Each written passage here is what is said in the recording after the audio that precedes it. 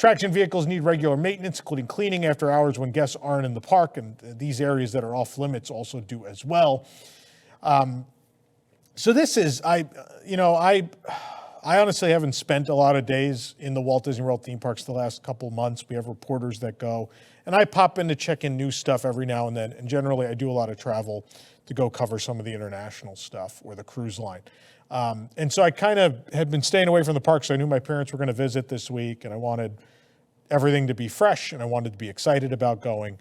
And then this is what happens. I'm excited for a moment about going, and then I enter the park, and it's in the worst state I've ever seen it in. It is gross. It is filthy and dirty and gross and really poorly maintained. And it was like, that really set the mood for the day, that everything was so filthy. And even people I was with who hadn't been to the park in years even noticed some of those things. Like, I didn't even prompt some of the comments about things not working or not looking good. These are people that do not go all the time who still noticed that things were off.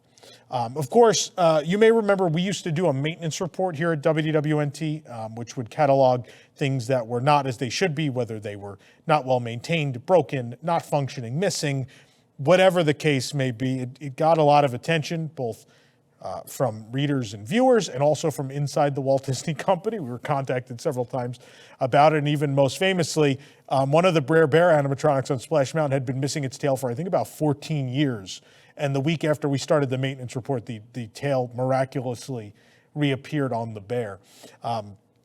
So with that being said, having seen the state the parks are in now, I guess the time has probably come for us to do that again, because it seems someone needs to shame someone into doing it, which is not at all the way this business should function. But it's gotten to that point where just the parks look awful. They just don't look good. And so we are going to go back to doing that maintenance report in January.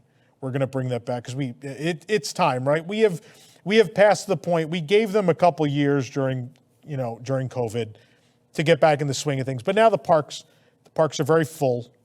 Most things have reopened. There's very few things left that haven't reopened. And if they haven't reopened at this point, they're likely not coming back. So we're back at regular operations now. We're charging, we've been charging full price. Resorts are plenty full.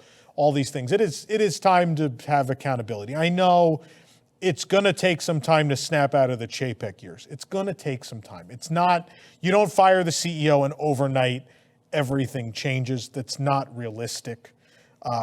I do believe in current management. I believe there's a lot for them to handle. There's a lot for them to fix. And this may not be the highest thing on the list. It may not be the first thing that shows up on the radar, but nonetheless, it probably needs to be brought to the forefront. And that's, where we come in, right? Customer advocacy is a big part of what we've done here for 15 years. And it was a big part of our fight with Chapek, and it would be disingenuous to not continue that fight just because he's gone, right? So if we have to pick up and sort of point out where things, where the remnants of that regime are still in place, whether it's in maintenance or custodial or wherever it may be, that's the job. And we're gonna get back to that. And I am hopeful that all this will be addressed. Maybe even, in a couple of weeks, by the time we start the list up, things will be a little better. But it's clearly time for the Walt Disney World maintenance report to return. This has been an interesting week of discourse on Twitter and Facebook and all of these places. We've had a lot of combative arguments, whether it's about the theming of the boardwalk, the carousel coffee, about the cleanliness of the monorail. I saw one person commented, clearly you've never been, something of this sort. I'm not going to verbatim repeat it because I can't remember the exact wording, but pretty much was, obviously you've never been on public transportation before if you think this is dirty. And the problem is not comparing Disney to things in the regular or quote unquote real world, right? Because that has never been the way the Disney company has wanted to represent itself. The Disney company's whole thing has always been that it is a step above everything else. It is unrivaled customer service and quality and cleanliness, right? And so if you are only cleaner than a New York City subway train, that's not the Disney standard, right? People don't understand this. And again, I have to use Tokyo as an example because it is an example that exists concurrently and aligns quite well. The monorail there, not only does it carry just as many, if not more passengers, I'm pretty sure it carries more passengers there than it does at Walt Disney World. Not only that, it also, a lot of people use it as real transportation, leaving work, coming to and from work, and coming from the airport or the train and going to the Tokyo Disney Resort. A lot of people use it as very real transportation. Some people ride it daily as their commute, part of their commute. And I have never noticed any dirt or grime or, it's definitely, even in Japan, a little dingier, and I use that word very loosely, than a ride vehicle, right? Because it is still it's a train. It's a train that people walk onto and off of. And obviously in the course of a day, the foot marks and things from shoes happen.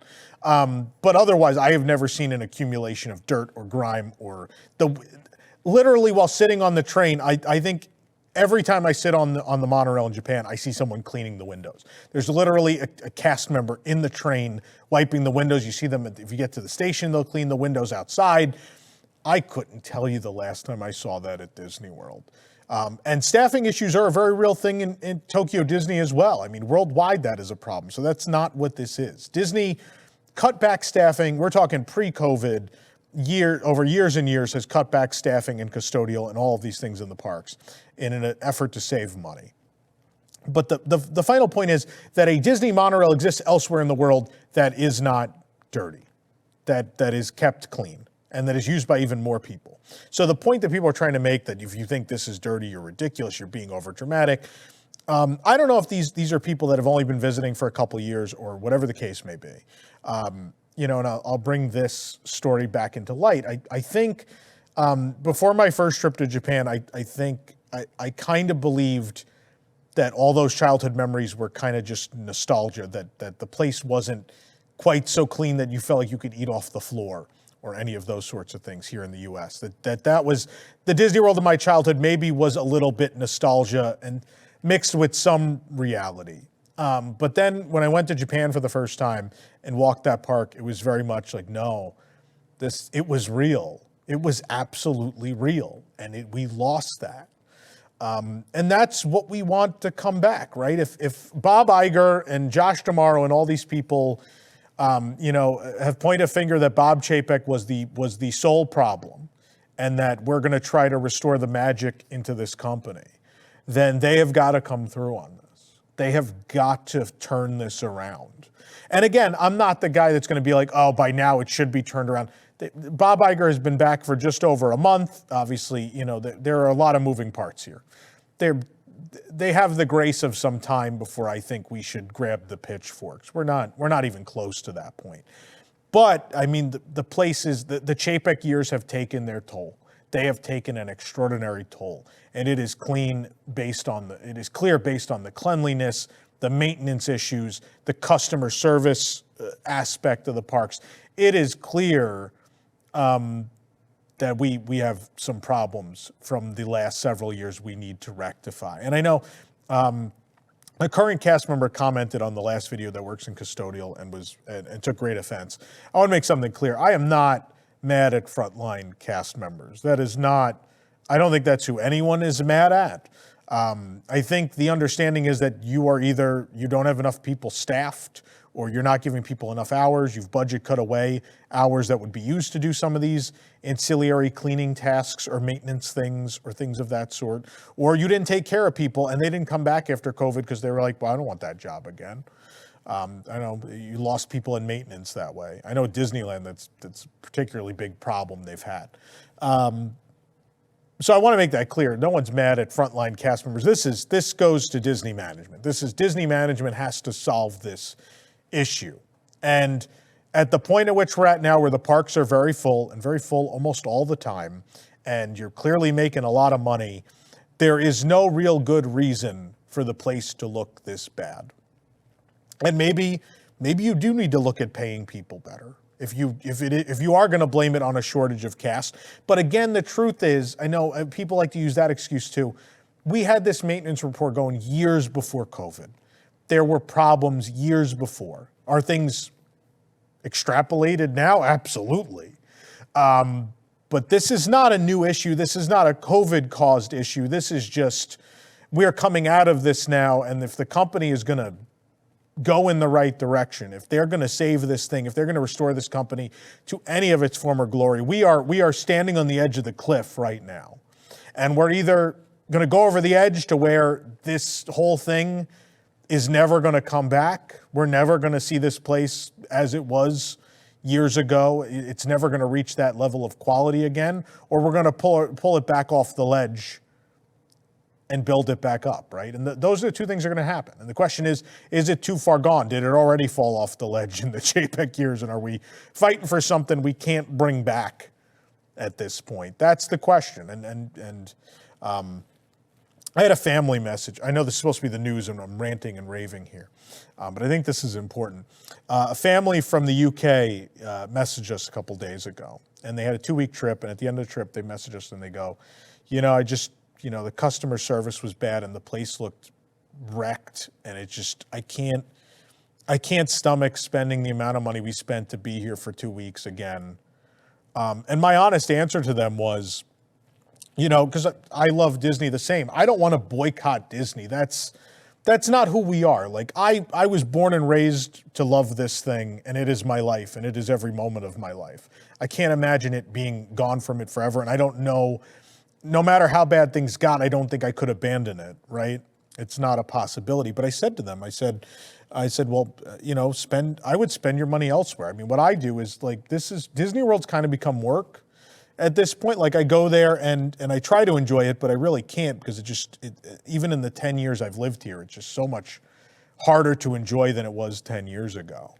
But then you see, Disneyland Paris in the 5 years I've been going there, what a turnaround. Always, the cast members are always so nice, which I know people, we all think France, everyone's rude and mean. They have always been the opposite. I am just always blown away by how nice everyone is at the resort every time I go there. Their maintenance has turned around. They have better maintenance than Disney World and Disneyland right now, for sure. Absolutely. So I told them, I was like, you should spend your money. I'll tell you, Disneyland Paris and Tokyo Disney, both are fantastic. I love going to both. And that says a lot for Paris, considering it's a resort that's really just fighting its way out of years of bankruptcy and financial troubles and all these things. How good of a job they've done with their 30th anniversary, and how much people care there, and how much love has gone back into the place. And they said, they're like, honestly, Disneyland Paris could be as expensive as going here. I was like, yeah, but maybe you're going to feel better about it. Maybe you'll feel better about going there. And same with Tokyo. Probably by the time flights and everything are done, it'll cost you the same, but I'll tell you, you'll have a much better time. And it's clean and everyone's friendly, and it's really great.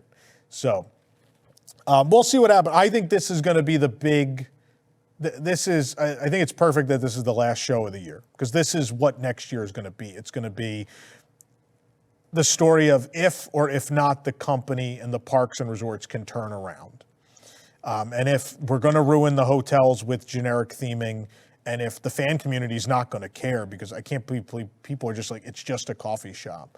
In this fandom, nothing, if we were taught anything by the original Imagineers and Walt Disney, or even Imagineers in later generations, every detail matters. And to throw that out the window, I don't know what universe you live in where that's Disney quality, where that something could be unthemed. A space can be unthemed, and that's okay. It blows my mind. We have completely lost sight of the core values of the company. And this is not a Walt Disney and everything has to stay the same from when he was alive thing, right? Design changes, right? And certainly technology and all those things change, right? But a core value of keeping theme and story, no matter how much design philosophy changes, theme and story are values that should always be present in a project. So, but this cleanliness, is Disney World going to be saved in 2023, or is it not? Is what the next year is going to all be about. I'm sorry to rant and rave for so long. Let me know in the comments how you feel. If you're with me, if I am the mental case that Twitter says I am, let me know. Be good to find out. Yes, Katie, we can finally move on to the next story. I'm done now.